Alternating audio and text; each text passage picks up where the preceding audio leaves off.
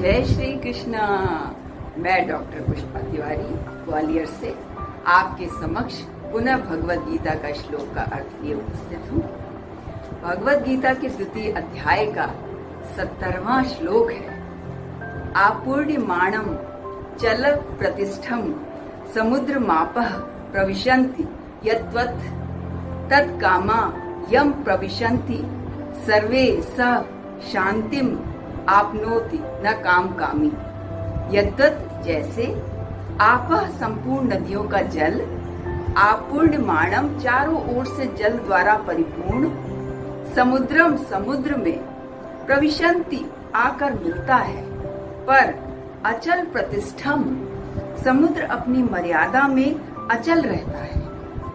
तद्वत ऐसे ही सर्वे संपूर्ण कामः भोग पदार्थ यम जिस संयमी मनुष्य को विकार उत्पन्न किए बिना ही प्रविशन्ति प्राप्त होते हैं, स वही मनुष्य शांतिम परम शांति को आपनोति प्राप्त होता है।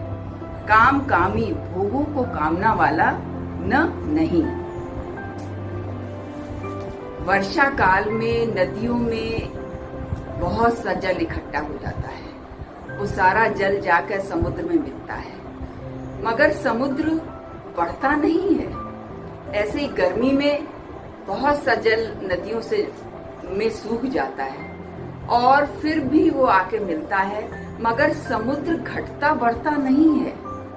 वो अपनी प्रतिष्ठा में अचल रहता है। वो अपनी मर्यादा का त्याग नहीं करता, हमेशा परिपूर्ण रहता है। ऐसे ही भगवान कृष्ण कहते हैं, ऐसे ही कामा भोग पदार्थ का वाले सारी चीजें यम माने उस संयमी मनुष्य में को प्रविशन्ति प्राप्त होती है। क्योंकि संयमी मनुष्य के अंदर कोई हलचल नहीं होती, हर्ष विषाद रूपी विकार उत्पन्न नहीं होते, इसलिए वो शांति को प्राप्त करता है।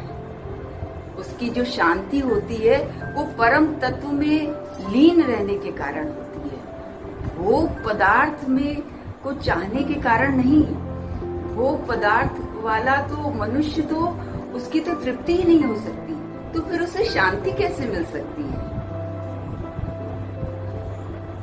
रामचरितमानस में गोस्वामी तुलसीदास जी ने भगवान शिव को समुद्र के समान बताया है और महाकाव्य की रचना करने वाले भगवान ये तुलसीदास जी ने स्वयं को मंद बुद्धि और गंवार कहा है। देखिए, चरित सिंधु गिरजा रमन वेद न पावहि पारु बरने तुलसीदास किमी अति मति मंद गवारू।